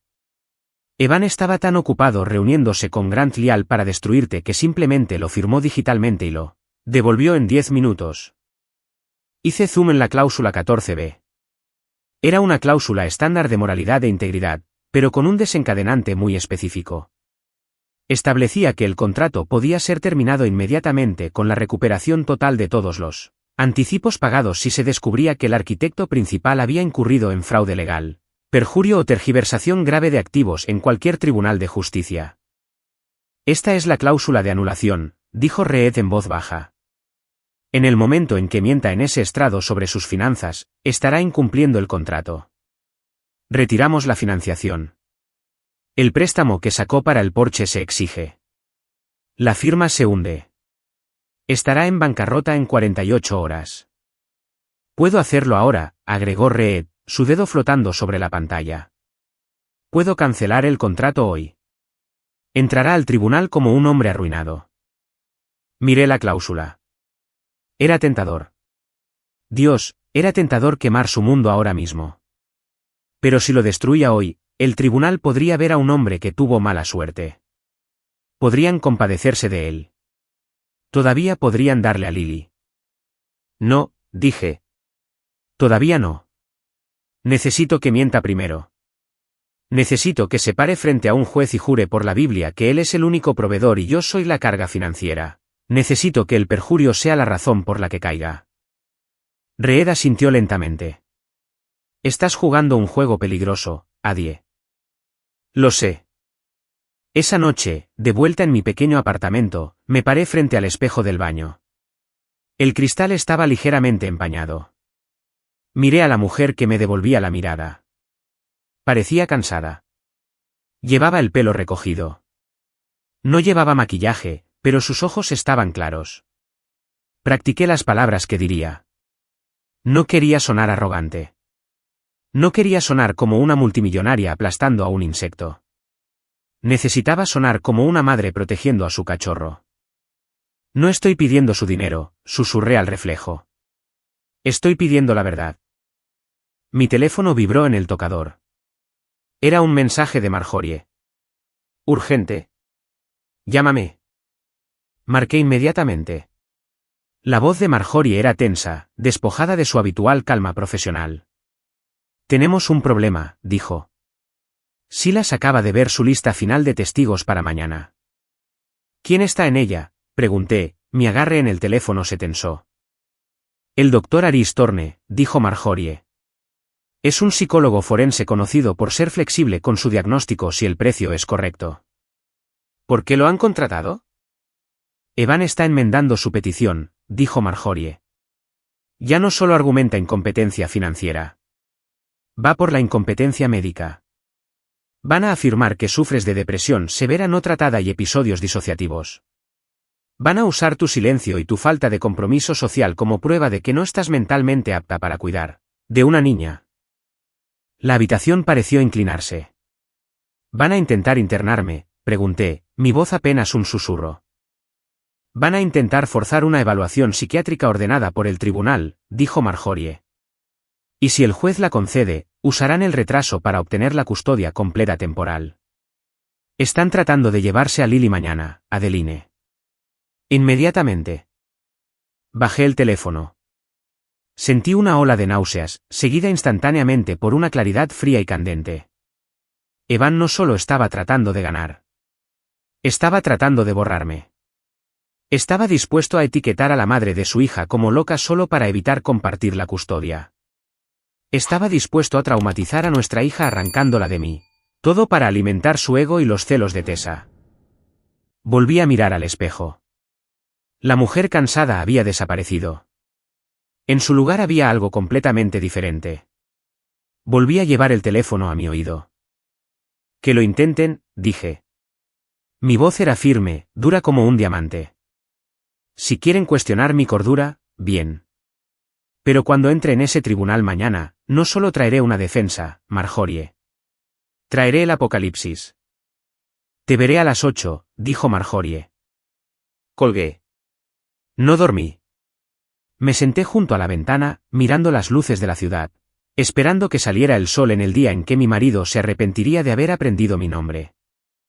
El tribunal olía a madera vieja, cera para suelos y al aire rancio y reciclado de 1000 promesas rotas. Me senté en la mesa de la acusada, con las manos fuertemente entrelazadas en mi regazo para evitar que temblaran. Llevaba el mismo vestido gris que había usado para ir al supermercado el día anterior. Mi cabello estaba recogido en un moño severo, y mi rostro estaba libre de maquillaje. Me veía exactamente como ellos querían que fuera, una mujer que había desaparecido en las sombras de su propia vida. Al otro lado del pasillo, el contraste era violento. Evan se sentó con la postura de un rey en su corte. Llevaba un traje italiano azul marino que le quedaba como una segunda piel, la tela brillando ligeramente bajo las luces fluorescentes. En su muñeca, el reloj cronógrafo que le había comprado brillaba agresivamente. A su lado, Grant Lial organizaba sus papeles con la precisión de un cirujano preparándose para amputar una extremidad. Detrás de ellos, en la primera fila de la galería, se sentaba Tessa. No intentaba ser sutil. Llevaba una chaqueta de sastre color crema y gafas de sol de gran tamaño, que se había subido a la cabeza. Se inclinó hacia adelante, con la barbilla apoyada en la mano, un anillo de diamantes brillando en su dedo, el anillo comprado con el fondo universitario de Lily. Me miró y sonrió con suficiencia, un pequeño y cruel giro de sus labios rojos que decía, «Ya has perdido». «Todos de pie», anunció el alguacil. Entró el juez Harrison. Era un hombre mayor con un rostro marcado por la impaciencia. Se sentó, se ajustó las gafas y miró el expediente. Me miró a mí, luego a la silla vacía a mi lado, y frunció el ceño. Caso número 472, Cole contra Flores, leyó el juez. Petición de disolución de matrimonio y determinación de la custodia de los hijos. Veo que el demandante está presente con su abogado. Señora Flores, comparece usted sin representación legal. Antes de que pudiera responder, Grant Lial se levantó. No solo se levantó, se expandió. Se abotonó la chaqueta y caminó hacia el estrado con una arrogancia que succionó el oxígeno de la habitación. Señoría, si me permite, comenzó Grant, su voz suave y con un tono de profunda y lamentable preocupación. La demandada ha declinado contratar un abogado a pesar de las repetidas sugerencias de mi cliente para que lo hiciera. Esto es, desafortunadamente, consistente con un patrón de comportamiento que pretendemos demostrar hoy, un patrón de apatía, falta de responsabilidad y una negativa a comprometerse con las realidades de la vida adulta. Se giró para mirarme, sus ojos fríos y depredadores. Estamos aquí para solicitar un juicio sumario inmediato con respecto a la custodia, continuó Grant. Los hechos son indiscutibles. La señora Flores ha estado desempleada durante 4 años. No tiene ingresos. No tiene activos. Actualmente reside en una unidad de alquiler temporal de mes a mes que es apenas más grande que una habitación de dormitorio. No ha demostrado ninguna capacidad para proporcionar estabilidad financiera a la hija menor, Lily Cole. Grant volvió a su mesa y cogió un documento. En contraste, mi cliente, el señor Cole, es un pilar de la comunidad empresarial. Es el arquitecto principal y propietario de una firma próspera. Es el único proveedor de la familia. Ha pagado la vivienda, la comida, la ropa y la atención médica durante los últimos 4 años. Ha llevado todo el peso de esta familia mientras la señora Flores ha estado a la deriva. Evan se levantó entonces. Miró al juez con ojos grandes y sinceros. Era la actuación de su vida. Lo intenté, señoría, dijo Evan, su voz quebrándose de emoción. Quería que Adeline fuera una compañera. La animé a trabajar. La animé a salir de casa, pero simplemente se retrajo. Le he dado todo. Le di un hogar hermoso. Le di una asignación, pero nunca fue suficiente. Y ahora solo quiero asegurarme de que mi hija esté a salvo. No puedo dejar a Lily con alguien que ni siquiera puede cuidarse a sí misma. Objeción. Quería gritar.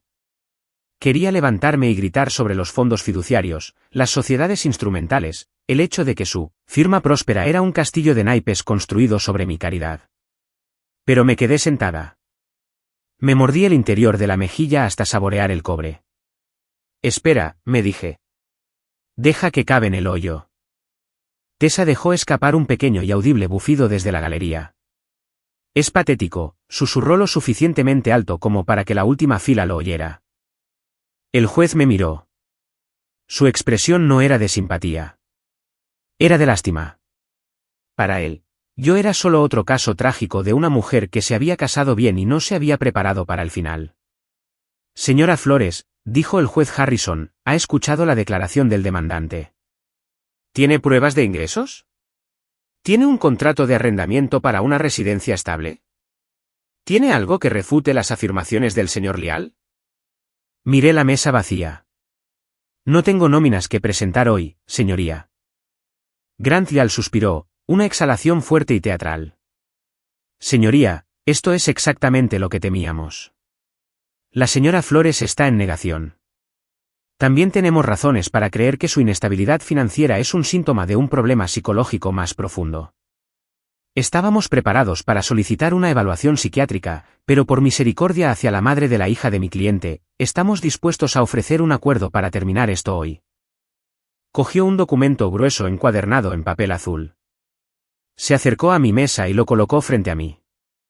Firme esto, dijo Grant, su voz bajando a un siseo que solo yo podía oír. Tome los $20,000 y váyase.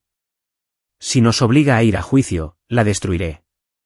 La pintaré como una lunática, y nunca volverá a ver a su hija sin un trabajador social vigilando cada uno de sus movimientos.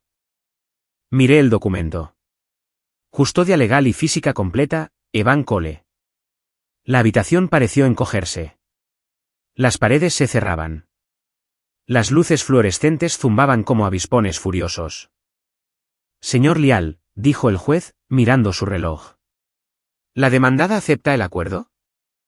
Lo está considerando, señoría, dijo Grant, enderezándose y sonriendo al juez. Es la única opción racional. Evan me estaba observando. Estaba sonriendo. No era una sonrisa feliz. Era la sonrisa de un hombre viendo a un insecto luchar en un alfiler. Tamborileó con el dedo en la mesa, imitando el tic-tac de un reloj. Se acabó el tiempo, Adeline. Cogí el bolígrafo. Era un palo de plástico negro barato. Mi mano se cernía sobre la línea de la firma. Hazlo, susurró Tessa desde detrás de mí. Miré al juez. Miré a Evan.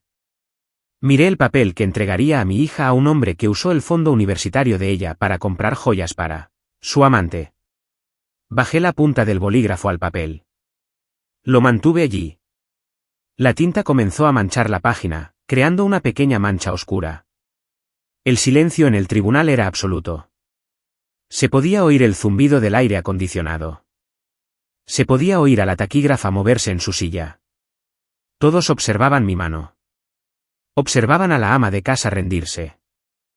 Y entonces el sonido rasgó la habitación. Van. Las puertas dobles del fondo del tribunal no solo se abrieron. Se abrieron de par en par con una fuerza que hizo temblar los marcos. Las cabezas se giraron bruscamente. El juez Harrison levantó la vista, sorprendido. Grant Lial se congeló. Evan se retorció en su asiento. Una falange de hombres con trajes negros entró en la sala. Eran 6.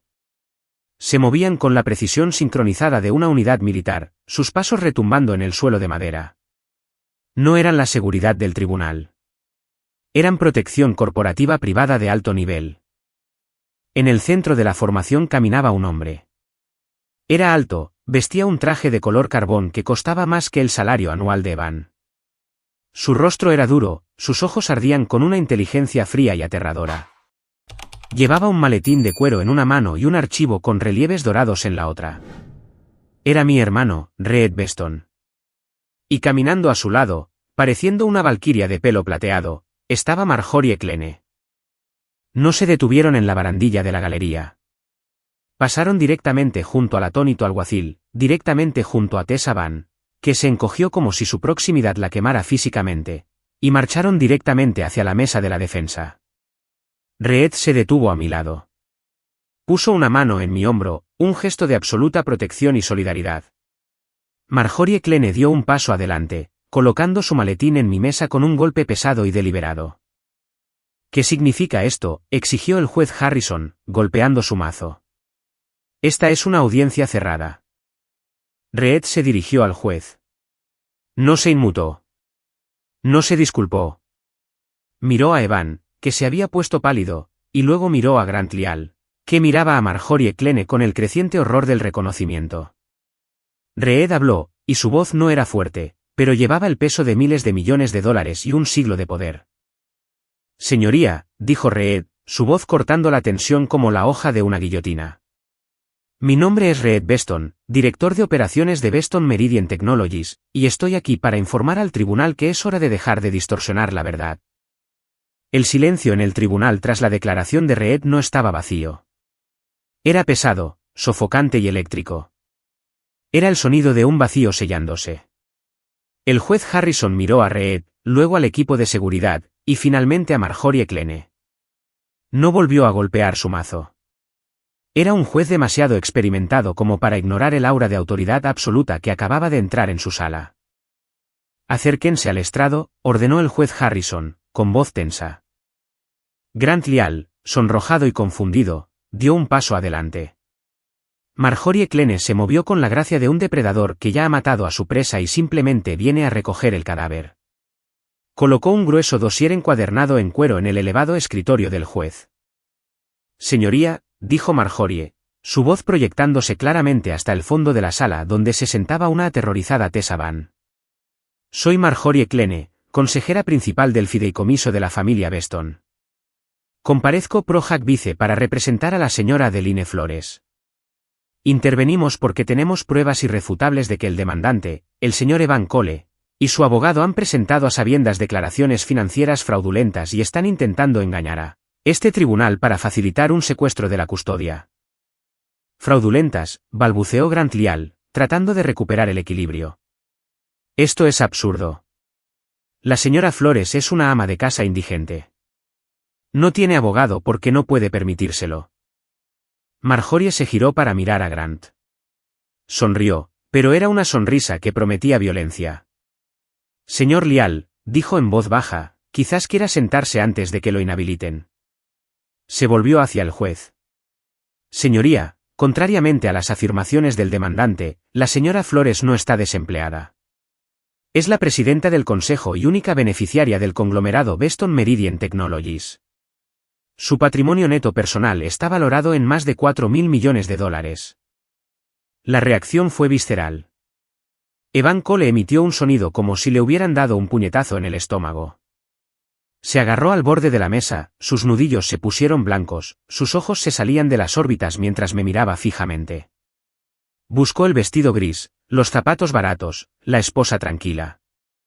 Pero todo lo que veía ahora era el monstruo con el que, sin saberlo, había estado durmiendo. Tessa Van jadeó, llevándose la mano a la boca. El anillo de diamantes que llevaba, el comprado con dinero robado, de repente parecía muy pesado. 1.000 millones, repitió el juez, mirando por encima de sus gafas los documentos que Marjorie había presentado. Los registros de auditoría están todos ahí, señoría, continuó Marjorie, pasando una página. Pero eso es solo el contexto. El delito está en los detalles. Sacó una escritura. El señor Cole afirma que es el arrendatario principal de la residencia conyugal y que gentilmente permitió que la señora Flores residiera allí hasta que la desalojó la semana pasada. La verdad es que el edificio es propiedad de Blue High Real Estate, una subsidiaria de propiedad absoluta de la sociedad instrumental de mi cliente. El señor Cole no desalojó a su esposa. Intentó desalojar a su casera. La boca de Evan se abrió, pero no salió ningún sonido. Miró a Grant Lial en busca de ayuda, pero Grant estaba ocupado leyendo los documentos, con gotas de sudor en la frente. Además, dijo Marjorie, su voz endureciéndose, tenemos la contabilidad forense sobre la disipación de los bienes conyugales. El señor Cole afirmó que mi cliente no contribuyó en nada. Sin embargo, durante 4 años, Inversiones Ángel Anónimas en su firma por un total de más de $3 millones provinieron directamente de las cuentas privadas de la señora Flores. Él no construyó esa firma, señoría. Ella se la compró. Dejó caer una nueva pila de papeles. ¿Y cómo pagó esta generosidad? Vaciando la cuenta de ahorros conjunta designada para la educación de su hija para comprar artículos de lujo, para su amante, la señora Tessa Van. Tenemos los recibos. ¿El Porsche que condujo hoy aquí? Comprado con un préstamo garantizado por un contrato proporcionado por mi cliente. ¿Las joyas que la señora Van lleva en su tribunal? Pagadas con fondos robados de la niña que afirma querer proteger. El juez dirigió su mirada hacia Evan. Era una mirada de puro y absoluto disgusto. ¿Es esto cierto, señor Cole?, preguntó el juez. Evan tartamudeó. Yo no sabía. Ella nunca me lo dijo. ¿Me mintió?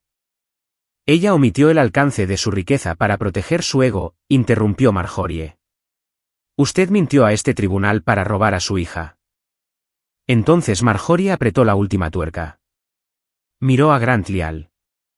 Y en cuanto al señor Lial, dijo fríamente. Usted está actualmente bajo contrato con Miller Construction, ¿correcto? ¿Una empresa cuyo contrato principal es con Zenith Heavy Industries? Grant Lial se puso pálido. Sabía a dónde iba esto. Zenith es propiedad de la señora Flores, dijo Marjorie. Usted está demandando a la propietaria final del proyecto que paga su anticipo. Ha presentado una moción basada en perjurio contra la mano que le da de comer. Le sugiero que retire su moción de custodia inmediatamente, a menos que desee explicar a la Junta de Ética por qué no investigó las mentiras financieras de su cliente. El tribunal estaba en silencio. El cambio de poder fue total. El depredador se había convertido en la presa, y el cazador fue desnudado frente al mundo. El juez Harrison dejó los papeles. Se quitó las gafas y se frotó el puente de la nariz. Cuando levantó la vista, su rostro era de piedra. Señora Flores, dijo el juez. ¿Tiene algo que decir? Me levanté. No necesité gritar. No necesité llorar. Me sentí más ligera de lo que me había sentido en años. No vine aquí a presumir de quién soy, dije, mirando directamente a Evan. Podría haber destruido su empresa hace meses. Podría haberlo bloqueado de las cuentas bancarias. Le dejé conservar su orgullo porque quería que mi hija tuviera un padre al que pudiera admirar. Hice una pausa, dejando que el peso de las palabras se asentara.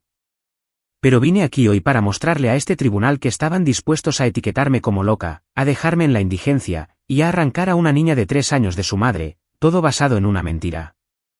No querían la custodia porque aman a Lily. Querían la custodia porque pensaban que era demasiado débil para detenerlos. Me senté. El juez asintió. Cogió su mazo. Se sintió como un verdugo cogiendo un hacha. El tribunal considera que el demandante, Evan Cole, ha incurrido en grave mala conducta financiera y perjurio, dictaminó el juez Harrison, su voz retumbando. La petición de custodia completa se deniega con sobreseimiento definitivo. La custodia física y legal principal se concede a la madre, Adeline Flores. Evan se desplomó en su silla, con la cabeza entre las manos. Al señor Cole se le concederán únicamente visitas supervisadas, continuó el juez, que se llevarán a cabo en una instalación profesional a su propio cargo. Además, estoy emitiendo una orden de alejamiento temporal contra la señora Tessa Van con respecto a la hija menor. No debe acercarse a menos de 500 pies de Lily Cole. Tessa soltó un sollozo, agarrando su bolso y buscando una salida, pero el equipo de seguridad bloqueaba el pasillo. Todas las solicitudes financieras del demandante se desestiman, finalizó el juez. Y señor Lial, estoy remitiendo este expediente al Colegio de Abogados del Estado para su revisión con respecto a la presentación de documentos fraudulentos. Se levanta la sesión. El mazo golpeó. Fue el sonido más dulce que jamás había oído. Evan me miró mientras recogía mis cosas. Sus ojos estaban rojos, llenos de conmoción y una creciente conciencia de la ruina que le esperaba fuera de esas puertas. El contrato sería cancelado. El préstamo sería exigido. El coche sería embargado. Salía de este tribunal sin nada más que el traje que llevaba puesto y la vergüenza de un hombre que tiró un diamante para recoger una piedra. Adeline, susurró, su voz temblando.